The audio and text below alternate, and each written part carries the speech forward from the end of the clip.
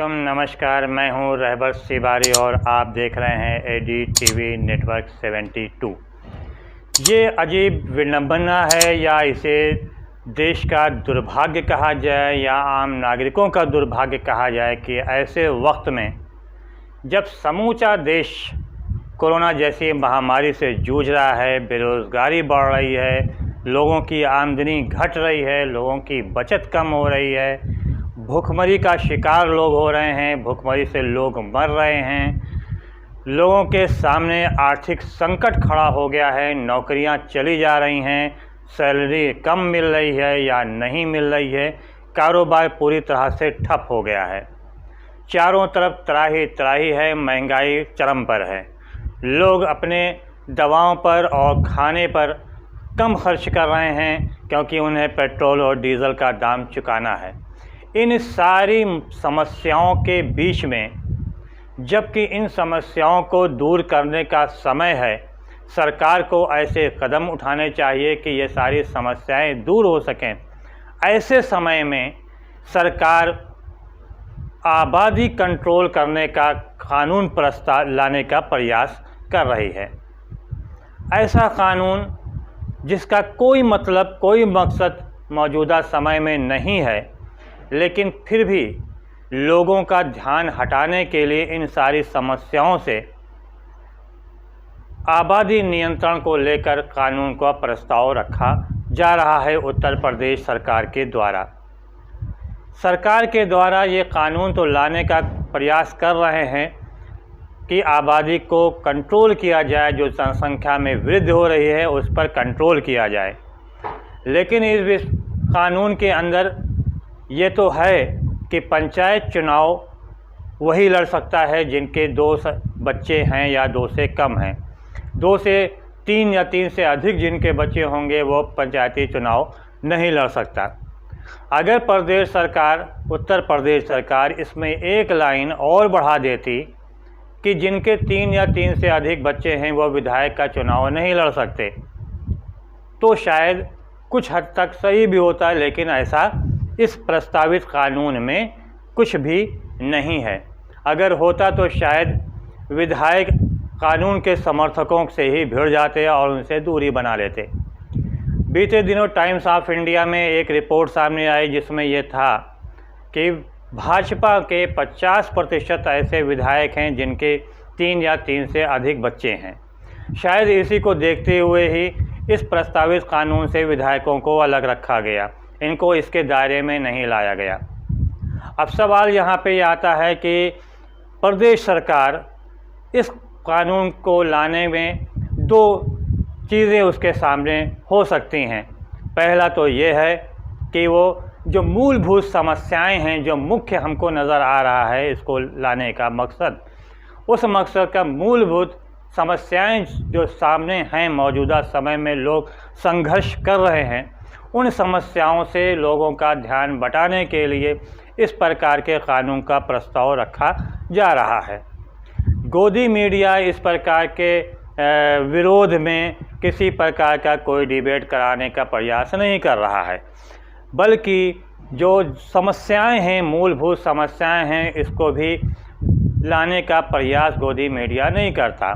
इसके ऊपर किसी भी प्रकार का डिबेट कराने के प्रयास नहीं कर रहा है, वो ना ही किया जा रहा है।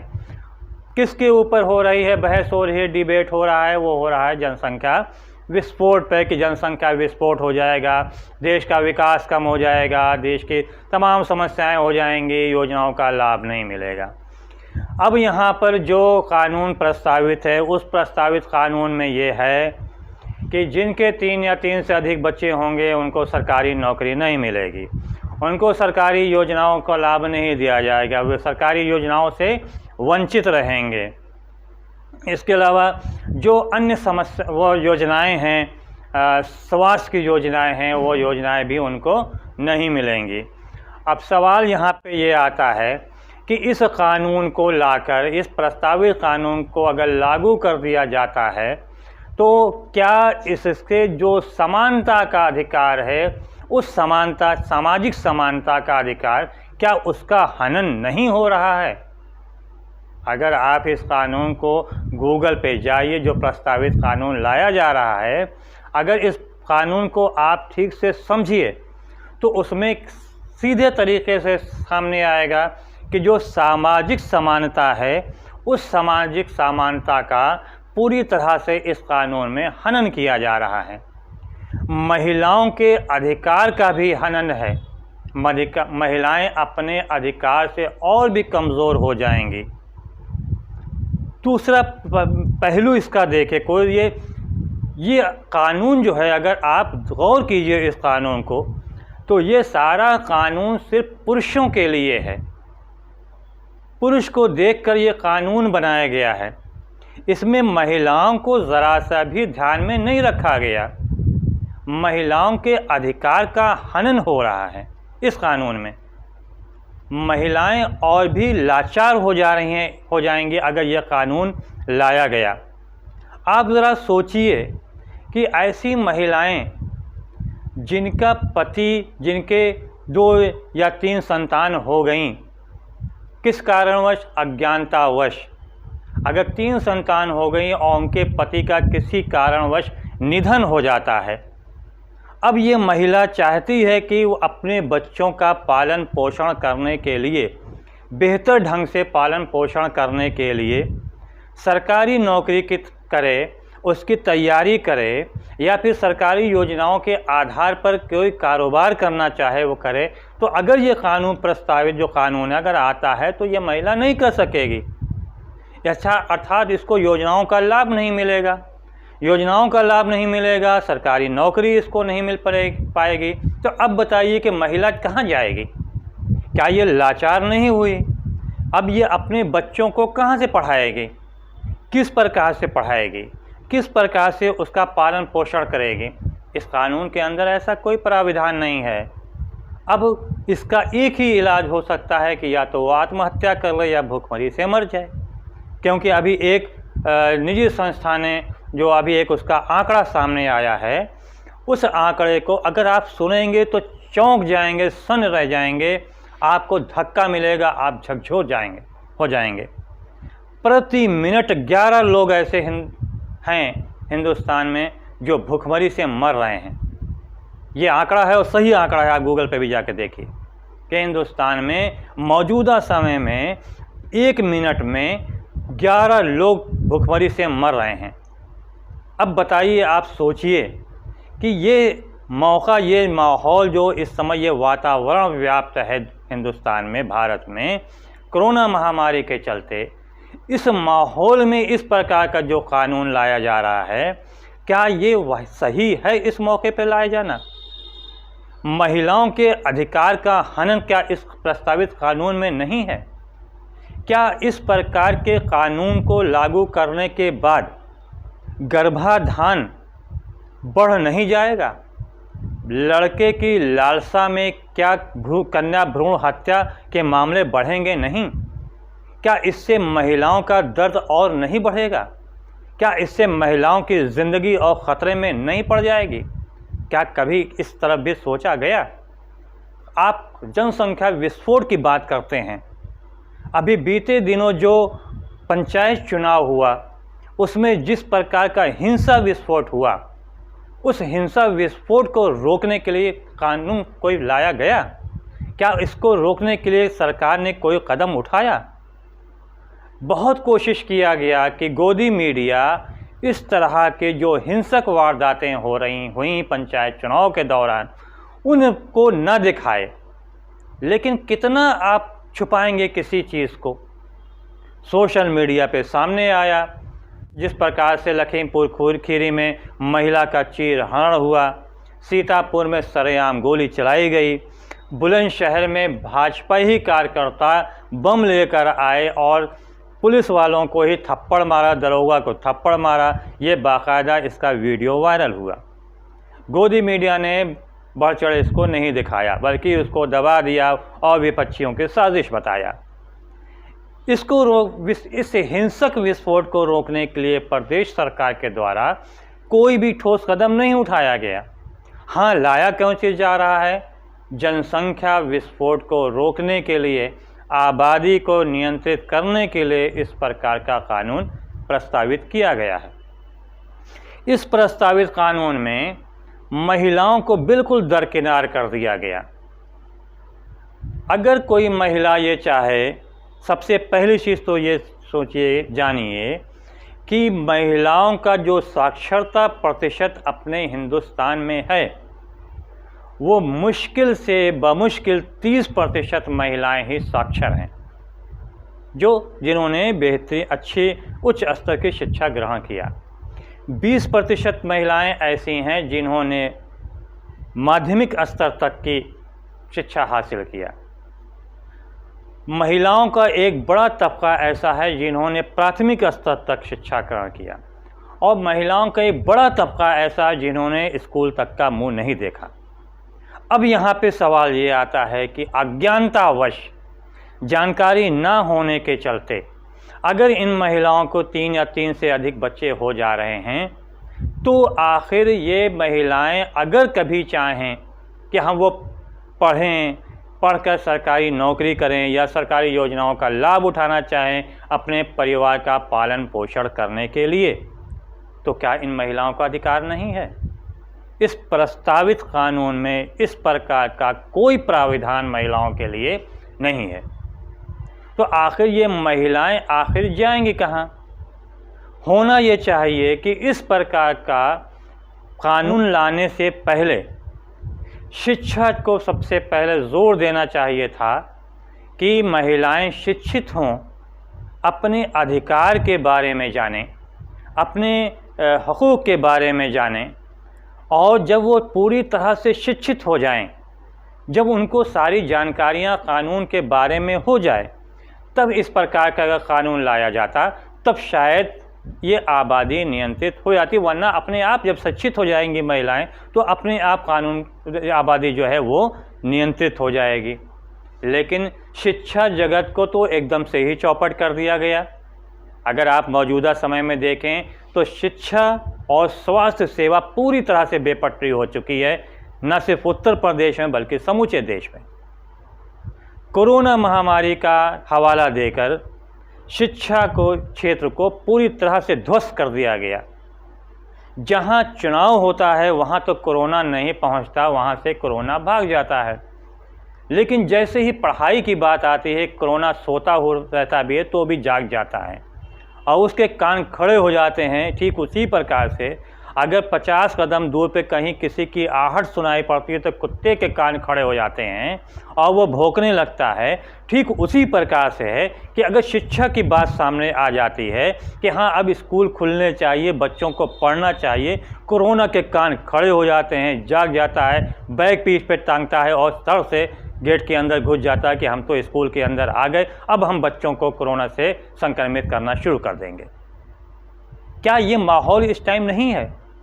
आपने देखा कि कोरोना संक्रमण के मामलों में तेज़ी से कमी आई, लगभग समाप्त हो चुका है दूसरी लहर।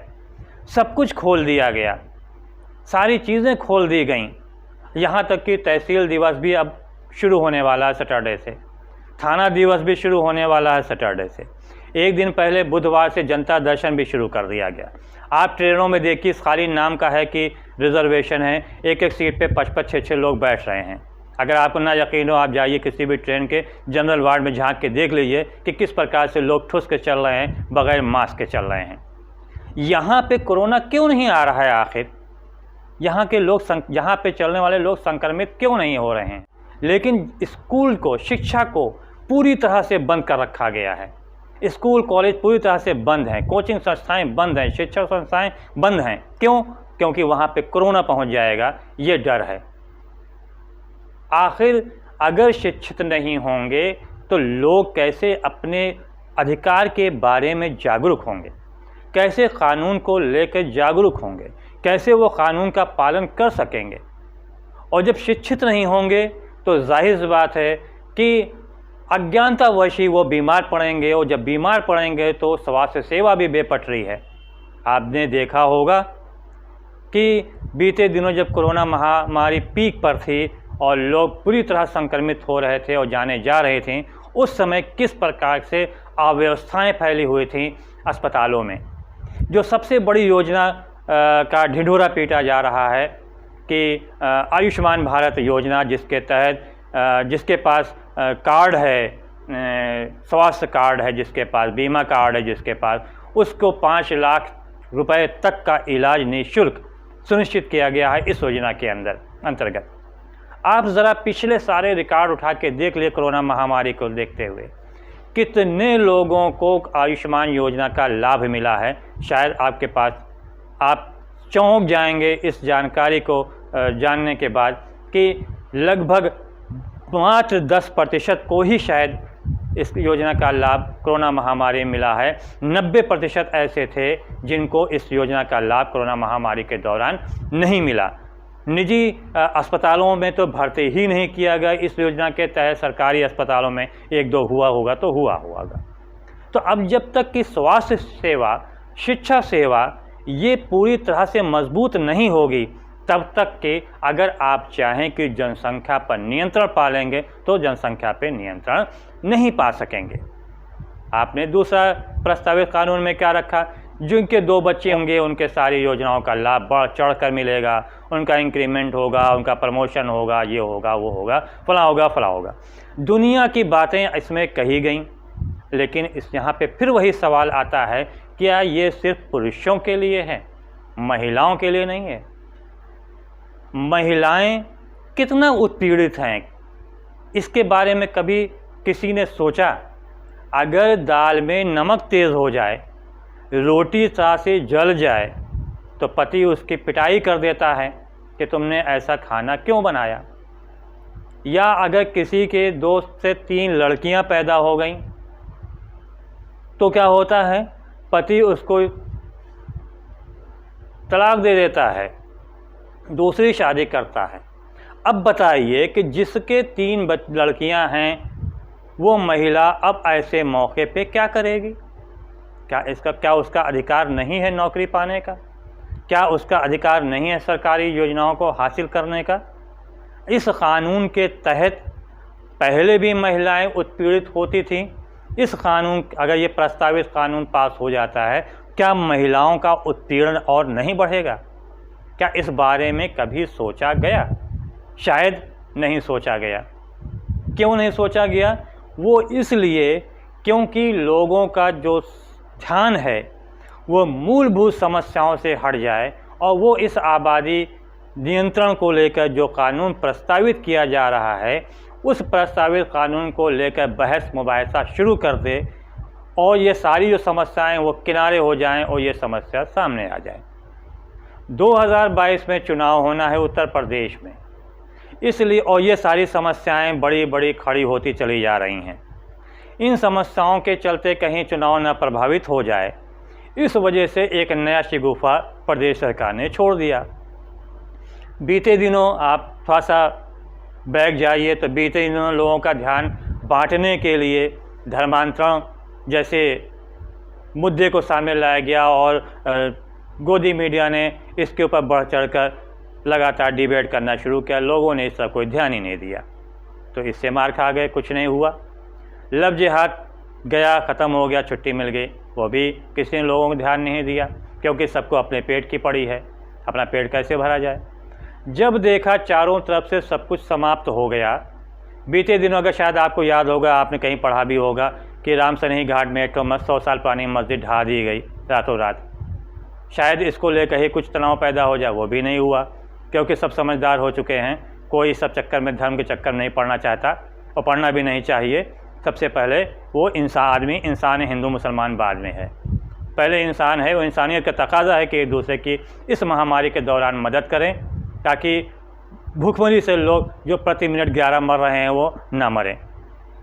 उससे भी हार गए, पीछे हट गया। अब ये नया शिगुफा छोड़ा गया, कौन जी? आबादी नियंत्रण को लेकर।